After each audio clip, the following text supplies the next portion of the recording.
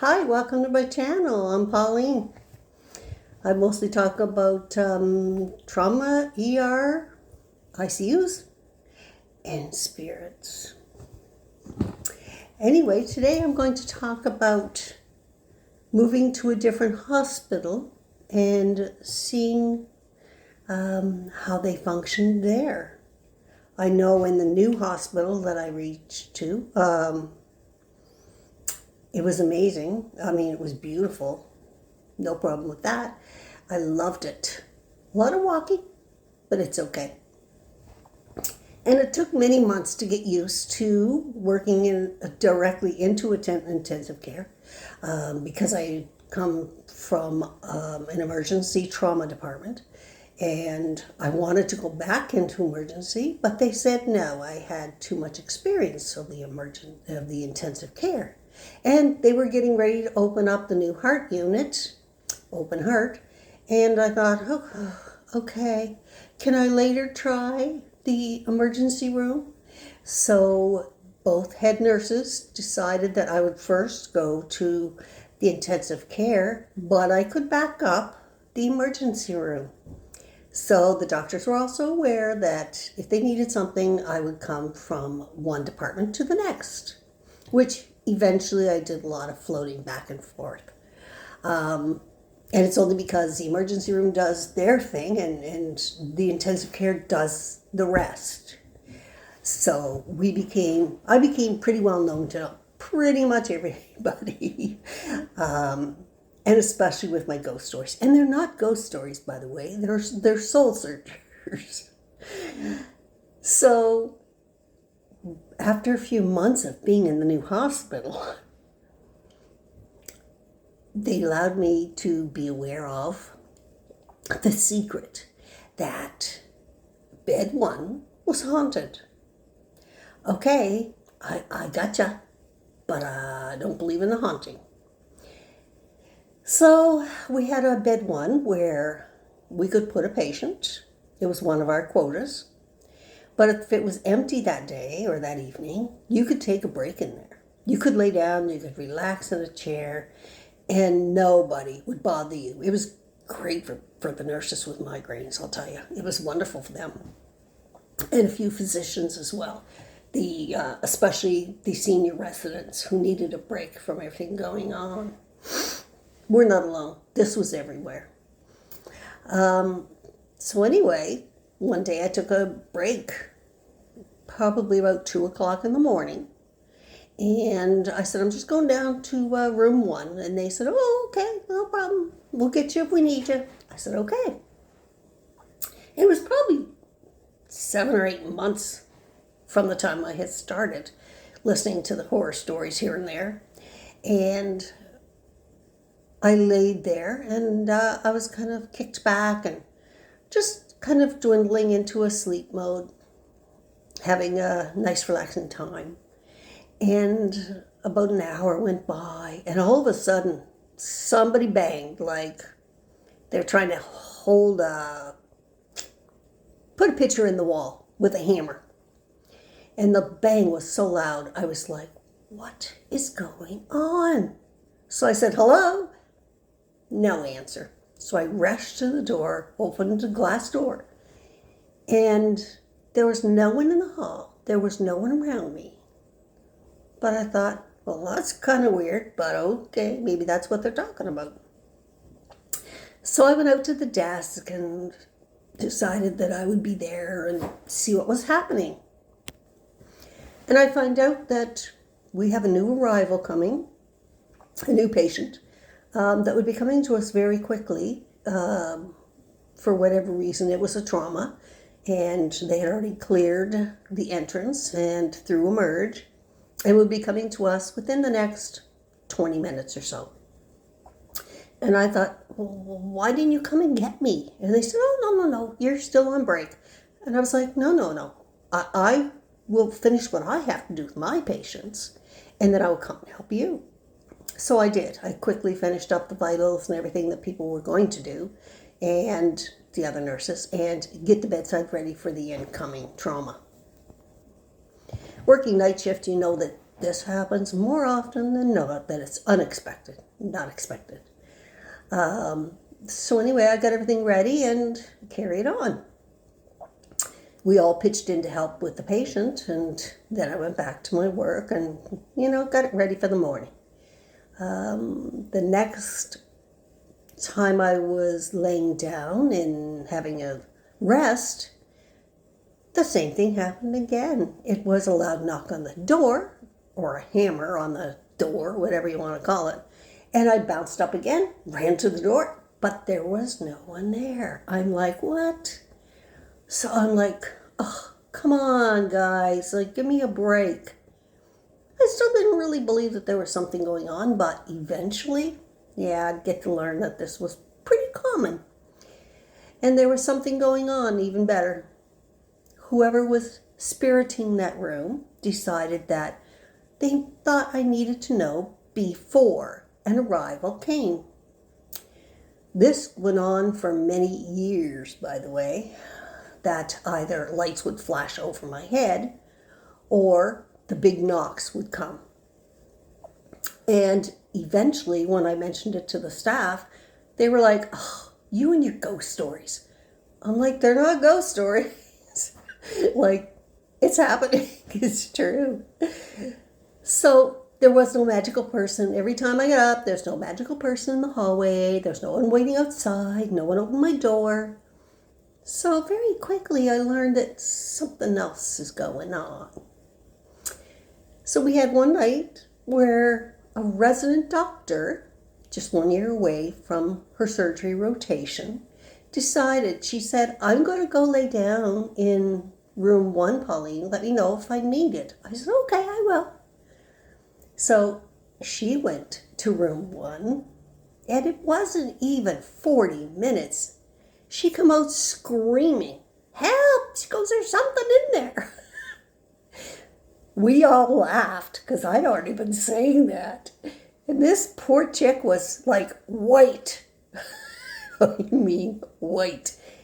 She said, something laid down beside me and touched me. Pulled the sheet off me. And I'm like, what? I said, okay, well, I guess you're going to be needed somewhere. And she goes, what are you talking about? I said, well, that's when I do my calling, is when we need to go somewhere. Honest to God, it wasn't probably 40 minutes before they called the code to a floor. And she, being the resident, had to go to that code. And she came back, I told her, like, I told you something was going on. And she was like, I've never had that happen before. I'm going back to my dorm. I said, okay. But I said, just be aware that there's a few things around that like to get your attention just before things go all in a handbasket. So anyway, she was quite shaken, and she refused to ever go in there again. I'd had many other co-nurses who had gone to break there in room 1, and a couple of them came out kind of white, saying that they also had the same experience, except someone crawled in with them. I was like, yeah, and that's been happening lately. Nobody was concerned, but eventually, with most of us speaking up now to let everybody know that this was happening, they decided that, okay, this is normal. And I said, yeah, usually they bang on the door if they want you up ahead. I went through the whole thing, and they're like, you're crazy. I said, no, I'm not. I'm just an empath, and they do what they do, and I watch them. I guide with them. So if they're trying to tell me something, I'll do it. I'll follow you. So it was on the floor that everything was going fine one day. It was probably 7 p.m. We were almost ready to get off shift when I saw a white something. Don't know what it was. I would like to say a puff of smoke, but that's not exactly what it was. But it was a small mass, and it hovered over the crash cart. which was very different from what I was used to. Usually it was in room A or room 1. And it hovered. And I thought, well, that's kind of weird. And because I was almost close to that cart, I thought, are you telling me something? Like, is there something that you want? And I became very aware that there was something that was going on. Whoever the spirit was deciding he had to show me, or she, this is the cart we need. Because there was 2 carts, a line cart, which we put excessive lines into externally, or the immediate crash cart, which holds all of our drugs and ECG and everything that we would need for the crash. And they hovered over that. And I was like, I don't, and I kept saying, I don't get it. And I'd go back to my patient's bed and do all the things I had to do with them. And then I'd look back and they were still hovering over the crash carts. Sure enough, thereafter, it wasn't too long before the code was called. One of our cardiac patients had crashed. The cart that the nurse picked was our line cart, mistaking it for the crash cart. She wasted time by taking that cart over to a bedside and setting everything up. And the cart we actually needed was the crash cart. So as soon as she grabbed one cart, I grabbed the other. And I took it over and exchanged carts. So they could start with the CPR and the lines and everything that needed to be done for the code. And luckily the patient made it. But I found it very fascinating that somehow this spirit knew we were going to be needing the proper cart and hovered over it because they knew I was paying attention. I was starting to pay attention to everything that was going on. And it was just kind of one of those things that you start listening to what's happening. So eventually, a friend of mine who worked with me and I decided, silly like, we would do a Ouija board session at work in the middle of the station one quiet evening. And I kept it in the car, and when that evening came, it was quiet. I said, let me go get the Ouija board. Let's see what's really here. We were both anxious, as was everybody around me. So I went down to the car, brought it up, and we began questioning. Is there anybody here? Yes. So I was like, oh, well, I guess we do have somebody here. The other thing we asked is male or female. It came up female. Then we asked, have you passed on? Yes. As everybody watched, the questions were getting worse. We were beginning to get creeped out. And I said, what's your name? And the name came, and I couldn't tell you what it was now. It could have been Emily, Sue, Beth, I don't know. But the one thing that happened was I said, how old are you? And the answer came up, 5. And I said, 5? You died very young. The board went to yes. And finally, one of the girls said, you both are crazy. Crazy. So I said, okay. So we were about to get ready for break, and I said to my co-part, why don't we end here for today, and maybe some other time we'll do this. And she goes, yeah, I'm getting creeped out. I said, okay, me too. So we put it away. It wouldn't be until maybe 10 months later, I was at a bedside with another co-worker, and the nurse and I were chatting to the patient that was there, and I was wondering how she was doing, and, if she was okay, everything would look great, and she looked amazing. Surgery had gone well. She was off everything. She was waiting for a transfer to the floor. And all of a sudden, something put their little hand on my back. And I just kind of stood right up. thought, what is this? And Connie, one of my coworkers, saw my face and she said, what is that? What's wrong? And I said, I don't know, but it's a little hand of a little child that I can feel the outline of. And as we stood there, all of a sudden, I could feel the back of my lab coat pulling.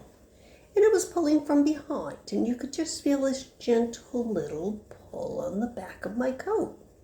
And as I looked at her and she at me,